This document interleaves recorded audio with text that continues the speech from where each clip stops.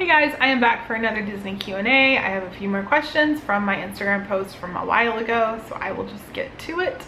Question one is, you could talk about Disney with kids versus without. So I've only been to Disney without my children once.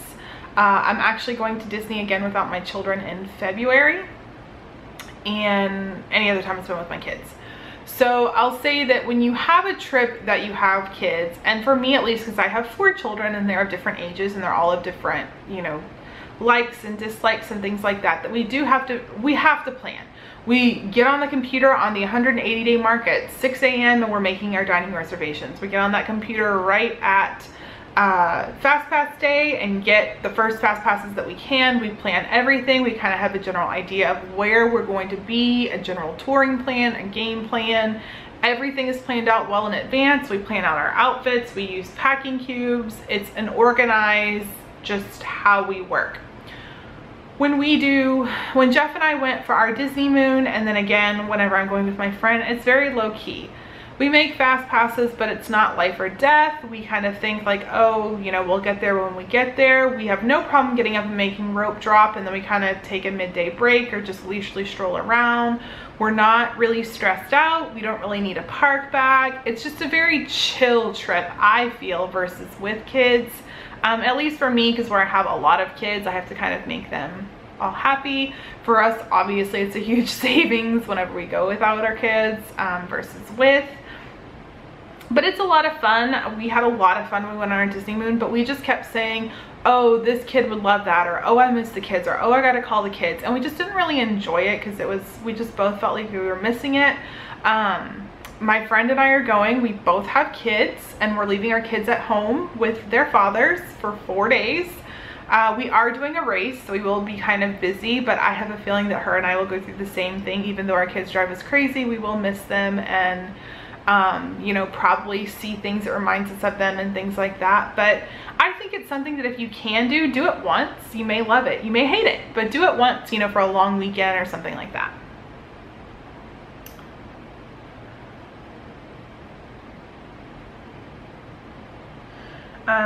The next person asked, hey Amanda, how to plan a Disney and Universal vacation during spring break? The same general plan.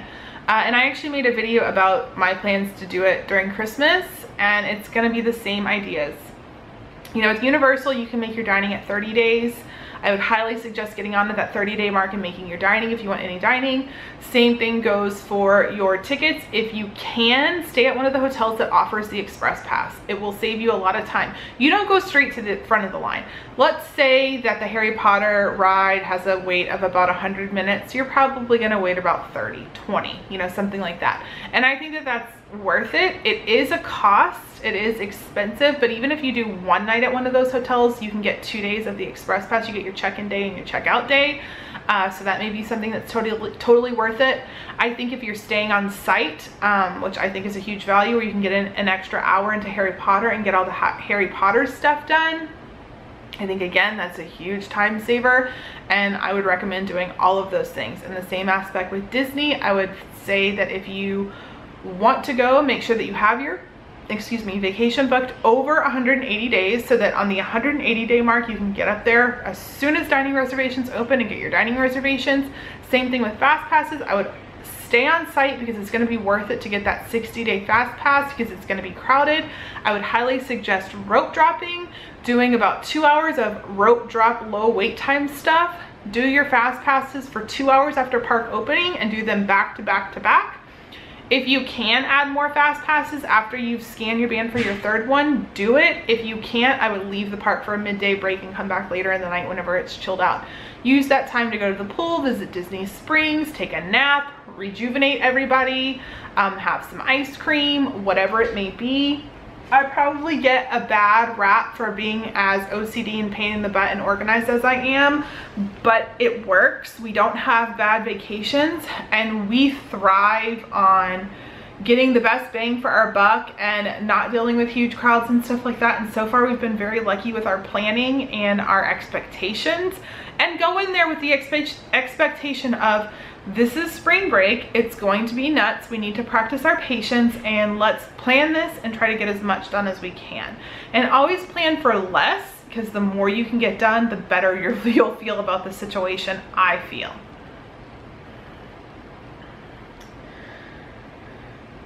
Okay, someone said they would like information on renting DVC points. Unfortunately, I don't have a ton of information on that. I have a friend that is a DVC owner and I rented points between her. We made a contract, I paid her.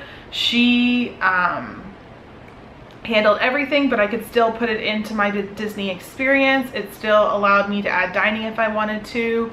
And it was great. I will say that as soon as we checked in, they had no idea if I had rented the points or not. They told me welcome home. We had an amazing, amazing room. It was awesome.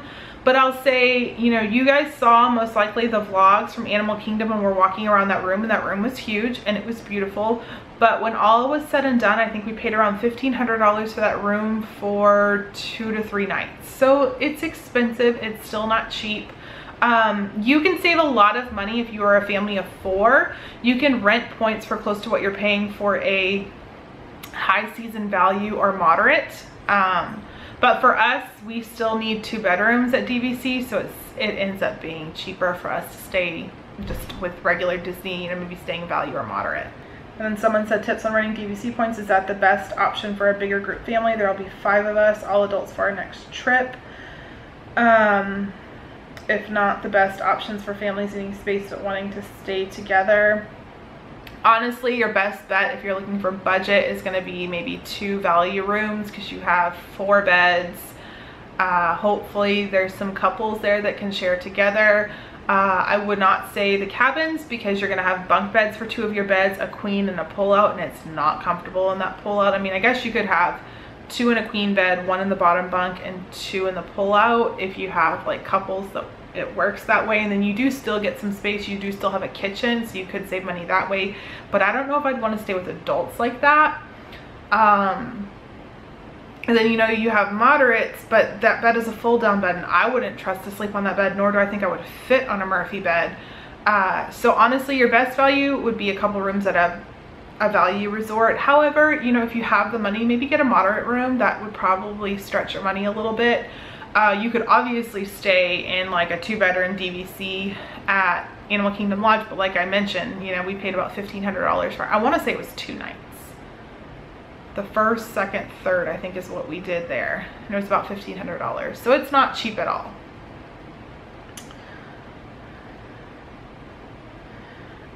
Someone asked for information on split stays. I like doing split stays. If you're gonna do the dining plan, I like split stays because you can say do the table service the first part and no dining the next part. And you know, if you check in on Monday on the first one and you check out on Wednesday, you have that dining until Wednesday at midnight. So and let's say you only stay like 2 or 3 days the rest of the part. You know, you can really make that affordable and you can kind of save up your snacks and stuff like that the first part where you have the dining plan, and then kind of use those at the end and things like that. We loved doing split stays when we were a family of 6, but technically a Disney family of 5, because we were able to see a lot of different resorts. There was one trip where we saw Caribbean Beach, Port Orleans Riverside, and Yacht Club. We've also done split stays at Caribbean Beach and then Animal Kingdom Lodge. Where else have we done split stays? I think that's it, but it's a good way to see a bunch of different resorts if that's what you want to do. The next question says food and wine tips. I have no idea. We've never been during food and wine, and we probably never will go during food and wine. Flower and garden tips. We go to Flower and Garden, but we don't do any of the kiosk really. My family is not adventurous eaters, and we don't really drink a lot, especially when we're around our kids. We mainly go to see all the different topiaries and stuff like that, and that's not really anything that you need to plan for. You can really just kind of walk around and see them.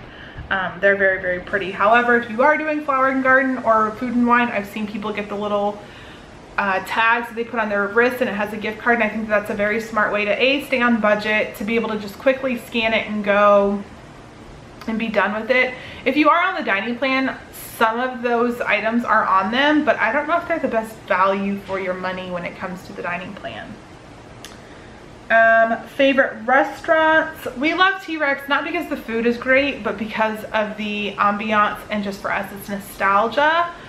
I really like Ohana dinner, but most of the people in my family don't, because like they like all the meat, but they didn't really like any of the other stuff, but I did. They do love Ohana breakfast. They love breakfast like Acworth, whatever, where those breakfasts where they do a big dumping at your table and then you can get other stuff, you know, at the front. Ohana isn't that way, but that's how Acworth or whatever is. But those ones where you don't have to sit there and like look at the buffet and look at your table and look at the buffet and look at the table and look at the characters and see where they are and just try to time it all, those kind of places drive us crazy. We used to like Whispering Canyon Cafe, but the past few times we've been, it was not good, so we were just not impressed. Mama Melrose is a huge fan favorite. We really like pizza Rizzo's for quick service. We love Be Our Guest for quick service lunch. I do not like their breakfast, and now that their dinner has changed, I'm not a fan of their dinner. Where else do we like to go? I think that's all I can think of at the top of my head right now. I like Casey's. My husband doesn't because he's not a fan of hot dogs and french fries, but I like it. I like the corn dog nuggets. I think that they're really, really good. So yeah, there's a few. Tips on going to Disney, dealing with the summer heat. Pack your patience. Don't wear dark clothes. Don't be afraid to ask for water. Everywhere that has quick service offers you free ice water, and you can get as much as you need. You know, try to get out of the sun if you can in the middle of the day when it's really, really hot, or plan your fast passes for Splash Mountain, Cali River Rapids, things that are going to get you wet. Oftentimes in the summer, a lot of the parks, like I know Epcot has quite a few of them. Magic Kingdom obviously has Casey's. I can't think of one besides Cali that's at Animal Kingdom. And then at Hollywood Studios, again, I can't think of anything, but you know, they have little water areas that you can kind of splash around in and get wet and cool off, and then before you know it, you've dried out because it's so hot. But Jeff has a very hard time. He told me that after our Universal trip in July, he does not want to go back in the summer. We have been toying around the idea with 2019 dates to go back on vacation, and we've obviously been toying around with Disney because we love Disney. And he said the latest that he would go would be May, mainly because it's my birthday, but like Memorial Day week is about the latest that he'll go then, and then he'll do more time in like November or December because he doesn't want to do heat of the summer anymore, because it does get to you. Tips and rides for toddlers. I think you'll be surprised how much a toddler can do at Disney. Even if they can't. So like for us, when Ellie was a baby and she couldn't ride Seven Dwarfs Mine Train, that's just one that I can think of off the top of my head, we would, you know, we'd go all together. They'd scan their fast passes and I'd say that I need a rider swap, and now they do it all electronically through your Magic Band, but at the time they didn't. They would give me my little rider swap ticket, and I'd take Ellie and we'd go to Winnie the Pooh, or we'd go to Dumbo. We'd go somewhere around there, visit a character, see something like that. And you can do that pretty much anywhere. You know, every time that the boys go on Space Mountain, I take the girls on either the People Mover or Buzz Lightyear. What are some other rides? We can all ride Splash now. You know, always try to plan your fast passes where you can take advantage of the rider swap, and then you can take the little kids and do something. You know, like when we're in Pandora, when they're doing Flight of Passage, Ellie still can't ride Flight of Passage. We walk around because there's so much to do, and like I let her get face painted as an avatar. So first, you know, use rider swap if you have bigger kids. But you'll be surprised how much they can ride at Disney World. Being a toddler, you know, very, very little. I was always surprised. I would always say plan your fast passes accordingly. I would never advise people to plan your fast passes for characters at that age, because our first few trips, Ellie was very cautious of characters. She did not like if they approached her. She had to approach them at her own, you know, time and speed. So I wouldn't waste your fast passes on those. But there's plenty of things that you could do, you know. Off the top of my head, I'm thinking in Magic Kingdom, you have Pirates, you have the carpets, you have the Tiki Room, you have It's a Small World, Peter Pan, Philhar Magic, the Carousel. Obviously you can meet the princesses, even though I just told you not to do that. You have Winnie the Pooh, Tales of Belle, Dumbo, like Ariel. Like there's so many things that you can do with a little kid. I would say to probably avoid it's hard because Hollywood Studios has like all the Disney Junior characters, and they have the Mickey Mouse show, and they have Hollywood and Vine, and then they have the Toy Story ride, which any kid can do, but everything else I don't think that a kid can do. I'm thinking about, I mean, they can see the shows. So that's a hard one to say. Like, I would say if you have a half day and you have toddlers, you know, go to that park. But if not, I'm not sure if I would. And then the same thing with Epcot. They can ride a lot of the rides. You know, they do have Nemo and Turtle Talk with Crush and just the aquarium itself. You do have the Frozen ride. You do have Spaceship Earth, but I cannot imagine a little kid sitting through that. Like, I want to say we did that on our first trip, and Jeff took Ellie, and I remember when they got off, they were both like, Ellie was passed out asleep, and I'm pretty sure Jeff looked like he had just taken a nap during that ride. So I mean, hey, you might be able to do that during that ride. And I'm trying to think of what else is at Epcot, but like, they're not going to appreciate walking through World Showcase or anything like that. So again, that's a hard like half day park, but I feel like when you have little kids, kind of do that, plan for half day parks. Magic Kingdom you could probably do a few days at, and then what other park is there? Animal Kingdom. I mean, they can ride Navi River, and there's plenty to look at in Pandora for a little kid. They can do the safari, they can do the dinosaurs. There's the fun little arcade area, but I mean, you're gonna get sucked into spending money. There's all the shows. I think Nemo would be really good for toddlers. I'm not sure if Lion King would, because it just feels darker to me, while Nemo is very bright and cheery. But there is plenty to do with little kids. I mean, when we first went, our first trip was in 2014, and Ellie was 1 and Casey was 4. And we had plenty, I mean, we had to change her diapers. She was teething, but we made it work. We found out, you know, what to do. My biggest advice, and I tell this to everybody, and I've told the story a million times, but Ellie was a baby, and she was so fussy. She got 3 or 4 of her back molars. She was just sucking on her fingers. We ended up giving her pacifier back when we were there, and we cloth diapered her, and we actually had switched her to disposable diapers for that trip, so she had a little bit of a rash, and she was just miserable for a few days. And then we realized she didn't have her food. So the girl loved yogurt and fruit and cheese. Those are the things that she loved to have, and we didn't pack any of those because we were on the dining plan, and we had, it was like Wednesday or Thursday, she got cheese and grapes at Cinderella's Royal Table, and she took everybody's, and it was like our appetizer, or the kids appetizer, and she was so happy. And then it dawned on us, she's not having her cheese and her fruit and her food that she wants. You know, we've made it a point to make everything else the way that it is at home, but not that. So that's something that I would advise you more than worrying about rides, is worrying about their routine and the things that they're used to, because that will definitely matter for sure. Suggestions for staying off property. I just don't feel that it's a value, and I can't give you any tips. We stay off site for 1 night at Buena Vista Suites or Caribe Royale. To me, it's just not worth it. I know that you're gonna pay for parking at the hotels now. You're paying a higher rate, but to me it's worth it. I think the value in getting your fast passes early, having the dining plan if you choose to have that and make it work for you, having the ability to charge back to your room, having nonstop transportation to and from the parks, just being in that bubble, I think it's worth it. For us, we don't save a ton staying off site. You know, at Buena Vista Suites and Caribe Royale, we're typically paying about $200 a night. If we stay at any other value or moderate, we're pretty much at $300 to $400 a night.